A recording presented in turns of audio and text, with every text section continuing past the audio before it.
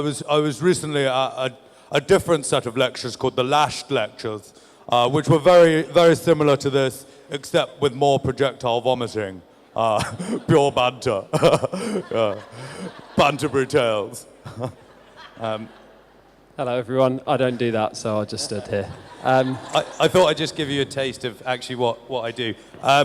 My name's Matt Lacey, and I'm known for having put a clip up on YouTube called Gap Year, and the character's now been viewed over kind of 5 million times. And I'm Tom Williams. I was known for doing a parody of Empire State of Mind called Newport State of Mind that was like this.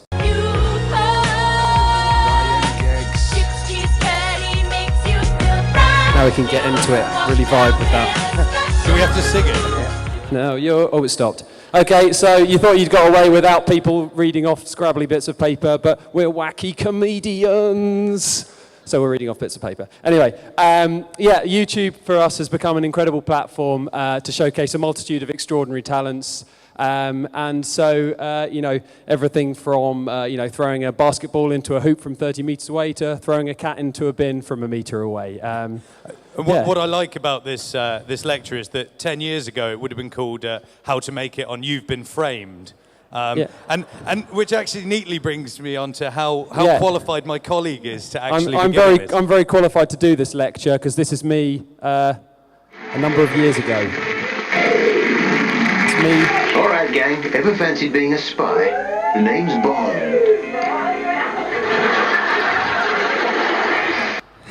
Yeah, that was actually first. Thank you very much. Thank you. Yeah, deserved.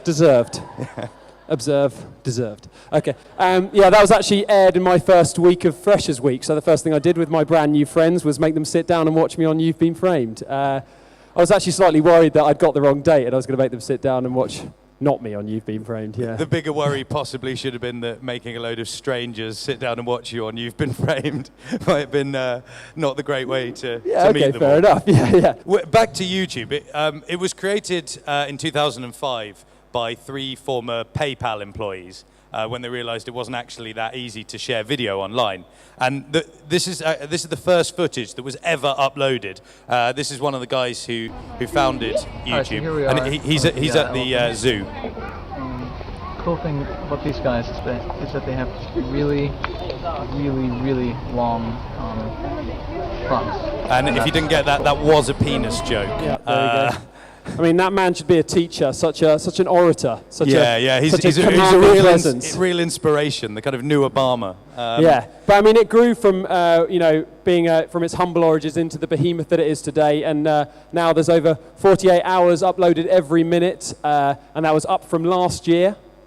Take note. And now there's 3 billion views a day on the site. Most of it is unfortunately crap. So in fact, only 30% of all the videos on YouTube make up 99% of the views, as evidenced by this pie chart. And this is what happens when a couple of art students try and make a chart. There's the 30, there's the 70. Just in case you wanted to know. But the question really is, how do you make it into that 30% that makes up 99% of viewing on YouTube? And the truth is, we don't really know very well. We have learned a few things from making some successful videos. But I mean, a lot of PR companies... Yeah, I recently was in a marketing company, and they admitted that they had spent £200,000 on a video that consequently got 3,000 views.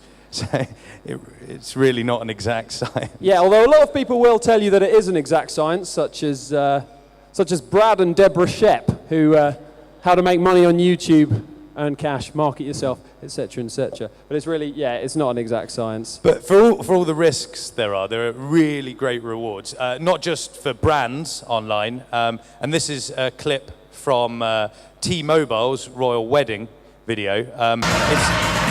It's a kind of pastiche of another wedding dance video. Yeah, so they got a load of people, photoshopped out the hair. But it's also great for individuals as well. This guy you'll probably never even have heard of, but he's a millionaire with his own line in toys, T-shirts, and his own show. And this is what he does on YouTube.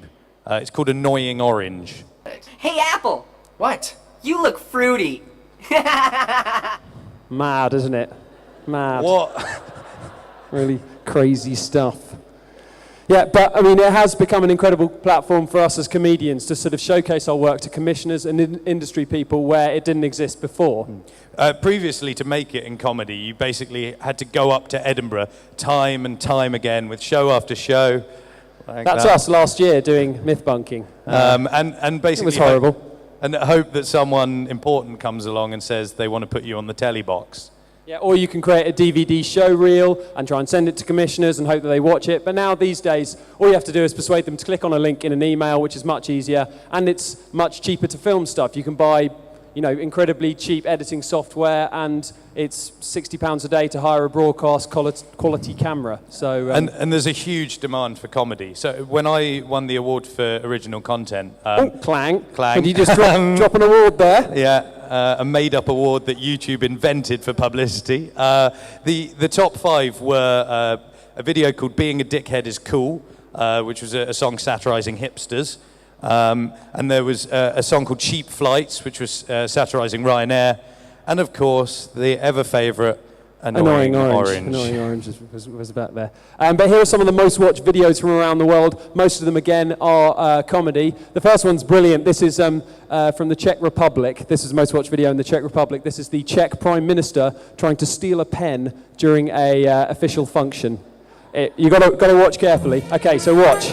Okay, here comes the prestige. So, pen down.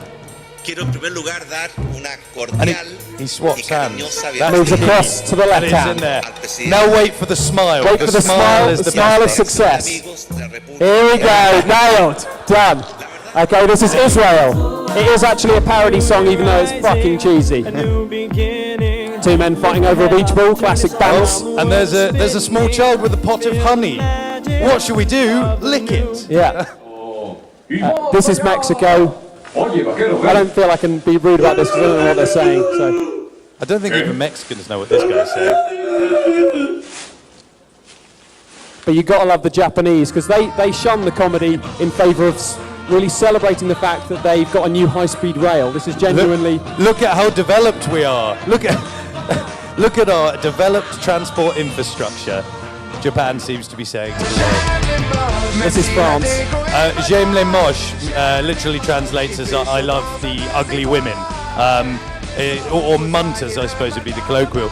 But of course, he's put it full of like attractive women so that people will click on the link just to see them. It's a clever move. Take Clever note, marketing. everyone, take note. Now, so as you can see, comedy is a pretty popular thing on YouTube, and obviously one of the biggest videos all around the world was the unintentionally humorous Rebecca Black's Friday. And people love to find this sort of thing. They like the fact that they're the ones that have found it. And companies can kind of often fall foul of this with, if you have excessive branding, it really feels like you're trying to shove content down their throat.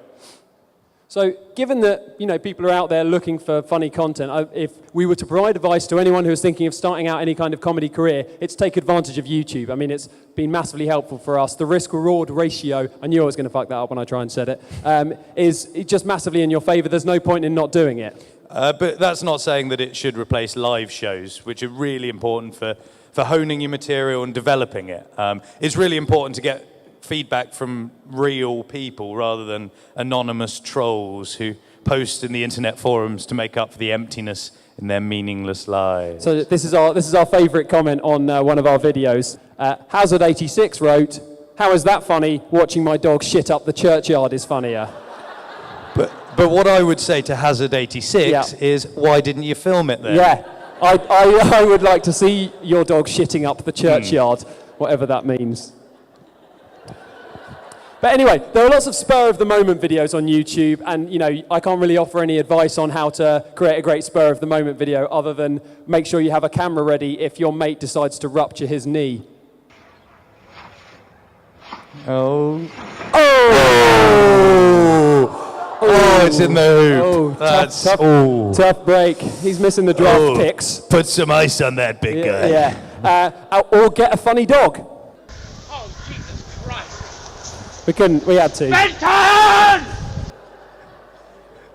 Oh, I love that dog. But to be honest, if you want to create a good video on YouTube, what we've learned is that it's all about the top line sell, which basically means Could you describe your video in one sentence to someone? So my video, Gap Year, was about an overly privileged kid vomiting all over the developing world. Tom's video was Jay-Z's New York State of Mind set in Newport in Wales. And, you know, other videos I probably don't even need to explain to you, such as Fat Kid on a Roller Coaster. You know, obviously YouTube is full of exceptions to that rule, but I do think, you know, for us, it was very important to understand the medium that we were working in. You know, we felt that it was, you know, it was better to upload a 2-minute funny film than a 15-minute short film about a woman coming to terms with her sister dying in a tragic canoeing accident or something like that. So yeah. The best bet is to keep it to 2 minutes, keep it explainable, and get into the comedy quickly. So at the beginning of my sketch, it kind of goes, "Oh no, Tarquin, I can't come shopping on the King's Road. I'm literally in Barmar." And straight from the off, you know exactly where that character's coming from. It's a very silly thing. So you've got your video, you've edited it, and you're ready to upload it. You've worked out what 4:3 versus 16:9 is. A little bit of aspect ratio material for you guys out there. Whoa, Tom, save it for the circuit. Okay. Thought we were a media-savvy crowd out here. Okay. Keep that one for myself. Fine. But the important thing is when you upload it, it's a very simple thing, but it's a very helpful one, is upload it all on the same channel, because that is important. You gain subscribers, you gain followers, and then you get a following, and they will watch your subsequent videos. And you know, if you look at all the big YouTube stars, then that is how they become big, by gaining those subscribers and followers. And so when you make your video, just send it to everyone on Facebook, on email, and be really shameless on Twitter. But I probably don't need to tell all of you like that. Yeah. Who here isn't on Twitter? Who's not on Twitter? Oh, yeah, I bet those glasses are real as well. They're not, you're fake. To be honest, we thought it was going to be really media. We had loads of really media jokes planned. Yeah, I thought there'd be more media. Yeah. But, I was going to do up my top button, but I sort of lost my nerve, kept it undone. This was a big night for me. I was going to, like, the first time I've done it, but no, couldn't go for it. Anyway, crack on. Okay, so yeah, don't expect it to go viral. Just have fun doing it. If it does, you know, utilize it. You know, if it doesn't utilize it, you know, use it in short film competitions, and, you know, just try and use it in your CV somehow. And just ultimately have fun doing it. That's what we did. But if you do get millions of hits and you go viral, then you can get prepared to make a very small amount of money. It was recently reported that the Charlie Bit My Finger guy had made £100,000. But if you think that's for 400 million views, that works out about 250 quid per million views, which is not a great rate. So basically, if your film does go viral, then just make sure you take advantage of it. Just make sure you get paid for the other stuff. Like after Newport, I got to do stuff for Channel 4 and BBC, such as this, which I called the Bieber Shop Quartet. It's 4 lesbians who look like Justin Bieber singing about him.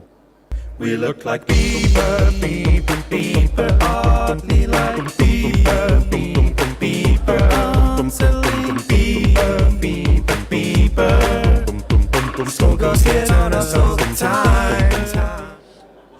And I went on to write for BBC One, Channel 4, Channel 5, and Comedy Central, and recently published a book called The Gap Year Planner, which chronicles all of Orlando's adventures, available at all good bookstores. But we've also used it as a great marketing tool to get people to come down to our shows. And that's why we still upload stuff. And you can find all of our latest comedy at youtube.com/unexpected items. And if you would like to talk to us outside of the Westbourne Park area, then at Mr. Matt Lacey and at This Is Tom W. I think that's it.